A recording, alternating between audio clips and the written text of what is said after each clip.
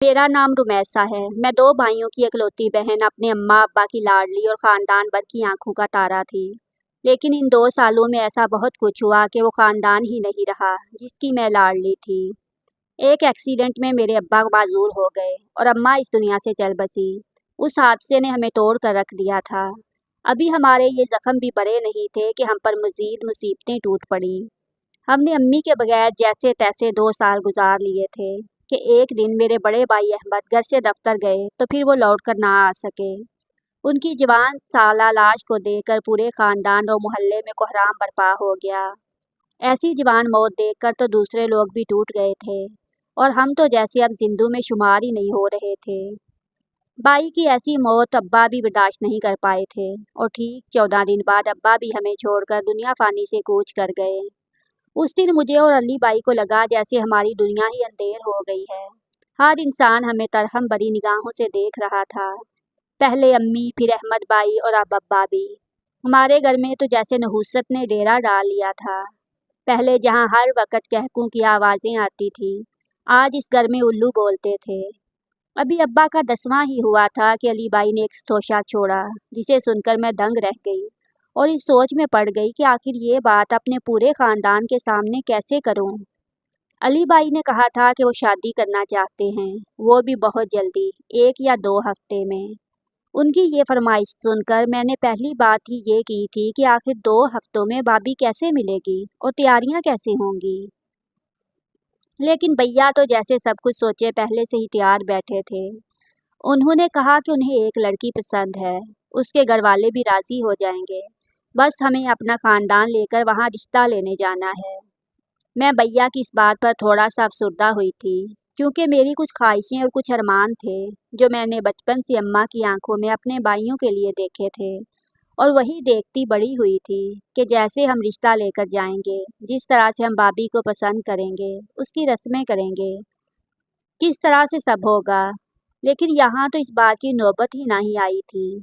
दूसरा दुख ये था कि बचपन से ही अहमद भैया की बीवी लाना मेरा ख्वाब रहा था।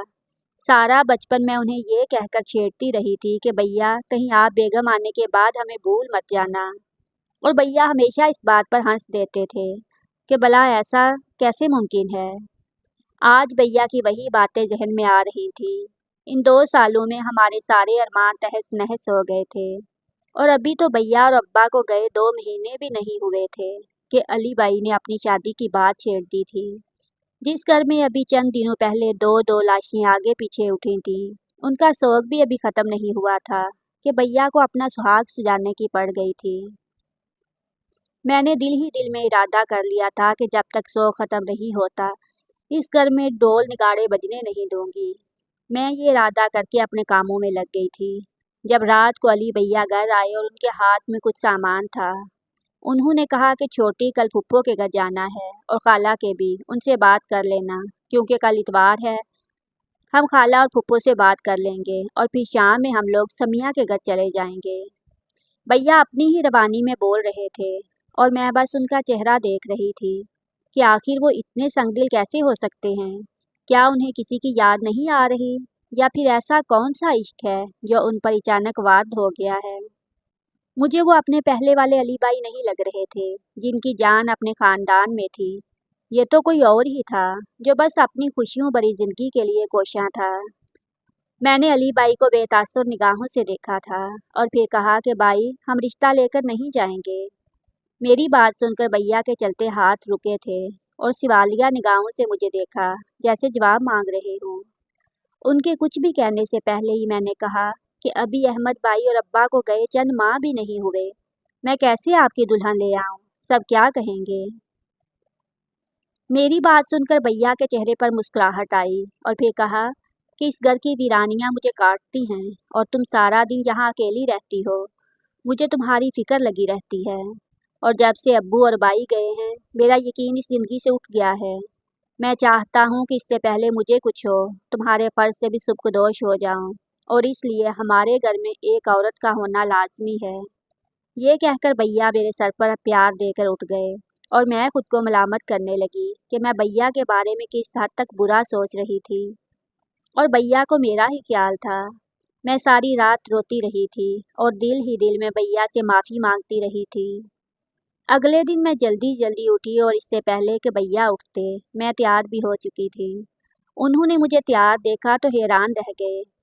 अभी वो सोच ही रहे थे कि मैंने कहा क्या देख रहे हैं, जल्दी करें, फूफो खाला की तरफ भी जाना है, फिर सामान भी लेना है। अब भला भाभी के घर इतना सा सामान लेकर जाना है। भैया मेरी इस बात पर दिल से मुस्कुराए थे और आगे बढ़कर मुझे गले से लगा लिया। हम लोग जब फुप्पो और खाला के घर गए तो उन्होंने वही बातें की जो मैं सोच रही थी। सब लोग इस रिश्ते के खिलाफ थे और वही बात कही कि आखिर ऐसी भी क्या जल्दी है। खाला मुझे एक तरफ लेकर गई और कहा कि देखो लड़की, मुझे तो कोई और ही चक्कर लगता है, आखिर ऐसी भी क्या जल्दी है। लेकिन मैंने उनकी कोई बात भी सुनने को तैयार ना हुई और जैसे तैसे करके मैंने सबसे मुखालफत मोल ली, लेकिन इस रिश्ते के लिए रजामंद कर लिया था। शाम को हम सब लोग समिया भाभी के घर गए थे। वो कमज़ोर सी प्यारी सी लड़की मेरे दिल को भा गई थी। लेकिन एक बात जो अजीब सी थी कि वो बहुत ज़्यादा कमज़ोर सी थी। पीली रंगत, आंखों के गर्द हल्के और नहीफ सा जिस्म, जैसे बहुत सारी देर तक रोती रही हो या कोई गहरा सदमा हो जो वो झील रही थी। ये बात मेरे साथ साथ फुप्पो ने भी देखी थी और मेरे कान में कहा कि लगता है ज़बरदस्ती सब कुछ हो रहा है। लड़की तो देखो जैसे कोई सदमे में है, कहीं कोई आशिक तो छोड़कर नहीं भाग गया। फुप्पो की इस बात को मैंने उन्हें घूरा था, क्योंकि उनसे कोई बई नहीं था कि वो भाभी के घर वालों को भी ये बात मुंह पर कह देती। हम लोग रिश्ता पक्का कर आए थे और फिर मैंने शादी की तैयारियां शुरू कर दी थी। ये हमारे घर की पहली शादी थी जिसका इंतज़ार मैंने बड़े होने से भी पहले किया था। आज वो जिन हालातों में हो रही थी, मैं नहीं चाहती थी कि हम सारी ज़िंदगी पछताएं कि कोई भी लम्हा जो हम अच्छा ना बना सकते थे, हम इसमें नाकाम रहे हैं। अली बाई ने काफ़ी मना किया कि सब कुछ करने की ज़रूरत नहीं है, बस सादगी से हम सुमिया को रुखसत करवा लाएंगे। लेकिन मैंने बस एक ही बात सोची कि अगर आज अम्मी होती तो वो क्या करती, और फिर मैं इस हिसाब से करती गई थी। मैंने अपनी दोस्तों और कज़न्स के साथ मिलकर ढोलक भी रखवाई थी। इस रात मुझे अहमद भाई बहुत याद आए थे और अम्मी भी हद से ज़्यादा, और शायद अली बाई ने मेरी आंखों में वो दुख देख लिया था। हम दोनों बहन भाई एक दूसरे के गले लगे उस रात बहुत देर तक रोते रहे और अपने बिछड़ों को याद करते रहे। और फिर शादी का दिन भी करीब आ गया।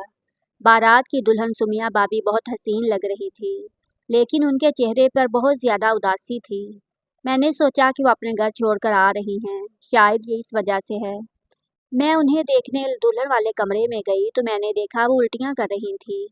मुझे थोड़ा सा अजीब लगा। जब उनसे पूछा तो कहा कि बदहज़मी है। मैं भी यही सोचकर टाल गई और फिर निकाह हो गया। सुमिया भाभी हमारे घर में आ चुकी थीं।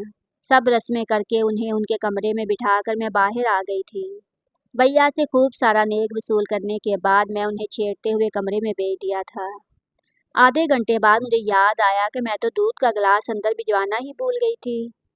मैं खुद दूध देने अंदर गई और इससे पहले कि मैं दरवाज़ा खटखटाती, अंदर से कुछ आवाज़ें बाहर आ रही थीं, जिन्हें मैंने कान लगाकर सुना तो भाभी काफ़ी रो रही थी। मैं इस बात पर बहुत हैरान हुई थी कि पसंद की शादी पर भी भाभी का ऐसा रोना धोना और उदासी, कुछ रास नहीं आ रहा था। और फिर अली बाई की आवाज़ आई कि इस बात को रास ही रहने दो, इसमें तुम्हारा भी भला है और मेरा भी, और इस बात की भनक किसी को भी लगी तो फिर देखना क्या होगा, क्योंकि ये जग हंसाई है। मैं बर्दाश्त नहीं कर सकता। ये बात सुनकर मैं मज़ीद परेशान हुई थी कि आखिर ऐसी क्या बात है जिससे इज्जत जाने का खतरा है। आखिर भैया ने ऐसा क्यों कहा। मैं अभी भाभी को इनकी ज़रूरत है, और अभी तो बिल्कुल नई शादी है। कुछ वक्त साथ गुजारा चाहिए, बल्कि हनीमून पर जाना चाहिए। इससे पहले कि भैया कुछ कहते, भाभी ने खुद ही कह दिया कि हम गए तो तुम अकेली रह जाओगी यहाँ, ऐसा करेंगे कभी चलेंगे सब साथ, लेकिन अभी नहीं। भाभी की इस बात पर मुझे टूट कर उन पर प्यार आया था। भैया ने सच कहा था, वो बहुत प्यार मोहब्बत करने वाली थी। मुझे अफसोस हुआ कि जो मैंने अपने दिमाग में उनके बारे में अजीब अजीब मफरूज़े बना लिए थे।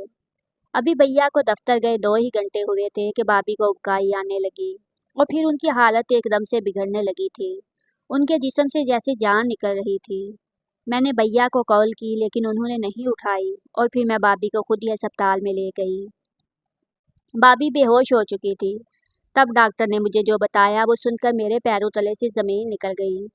सुमिया भाभी उम्मीद से थी, वो भी 3 महीने से। ये बात सुनकर मेरा दिमाग साईं साईं करने लगा। अब मुझे समझ आया था कि वो बातें जो अली भाई कर रहे थे उसका मतलब क्या था।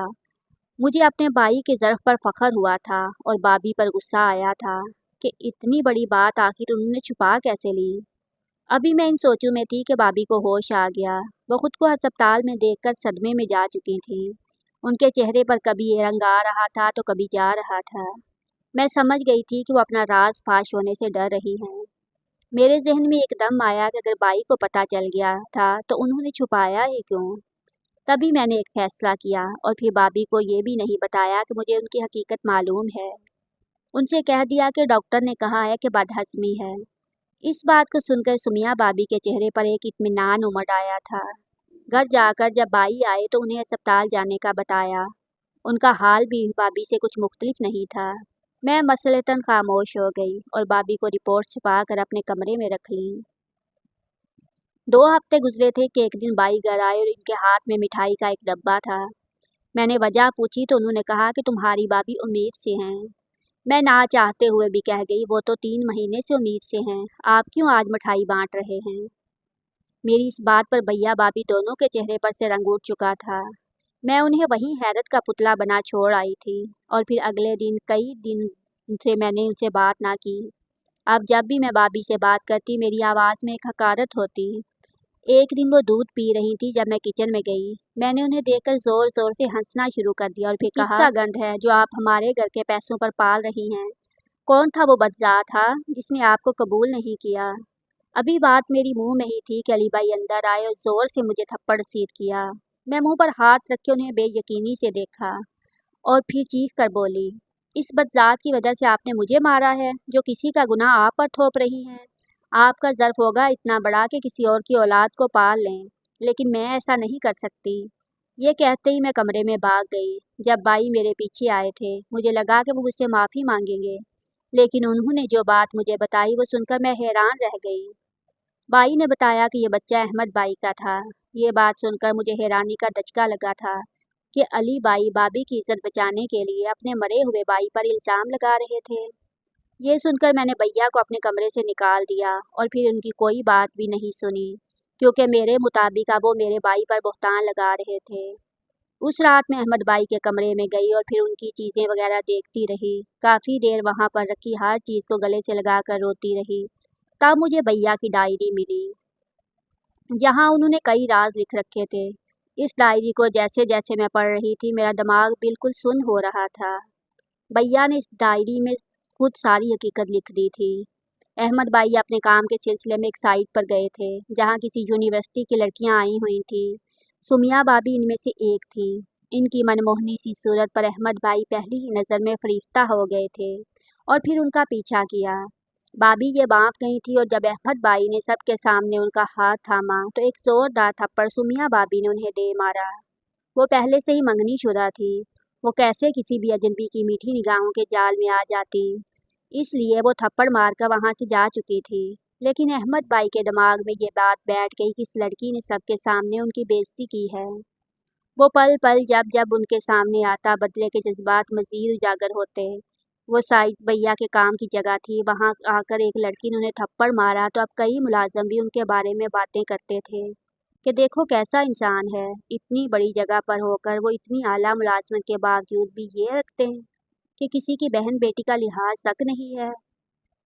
आते जाते जब ये बातें भैया सुनते तो उन्हें तकलीफ़ होती थी कि एक लड़की जिसने उनकी पूरी इज्जत की तो बात भी नहीं सुनी थी, वो उनकी इज्जत को 2 टके का बना गई थी।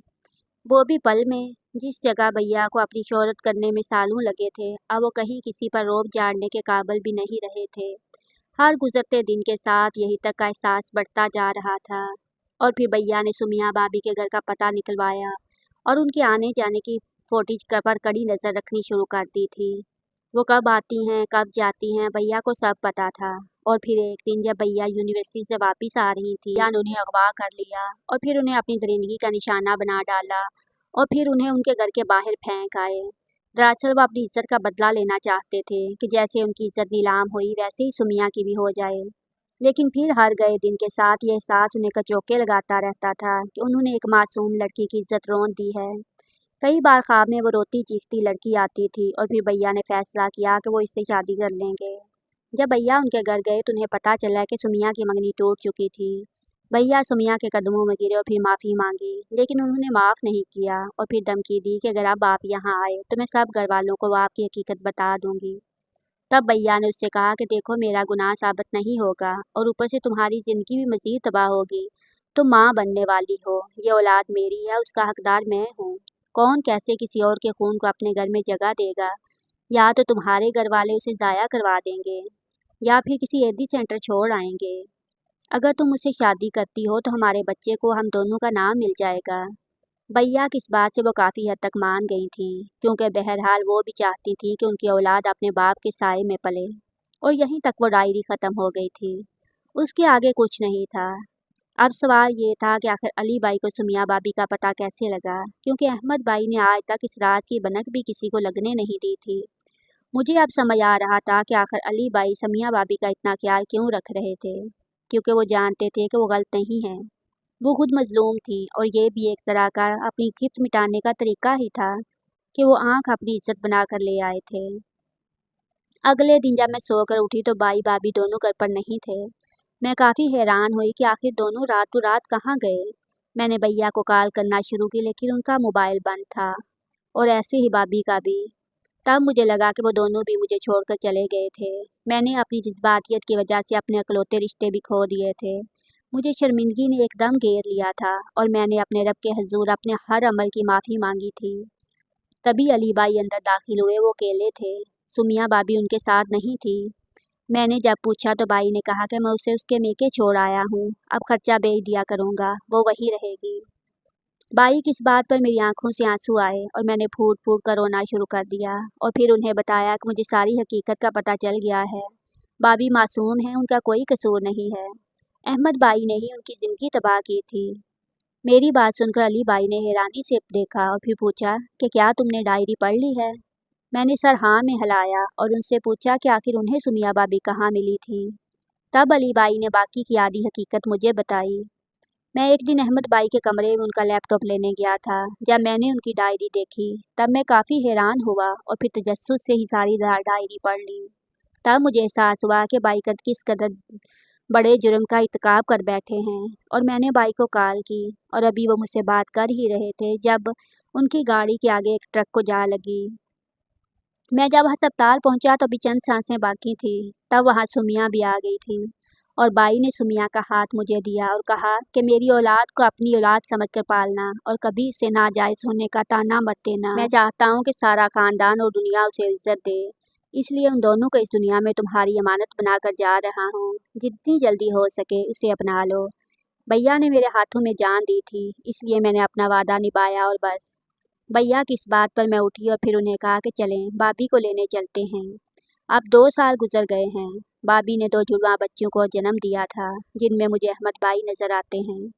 आप बताएं, मैंने भाभी को अपनाकर ठीक फैसला किया ना?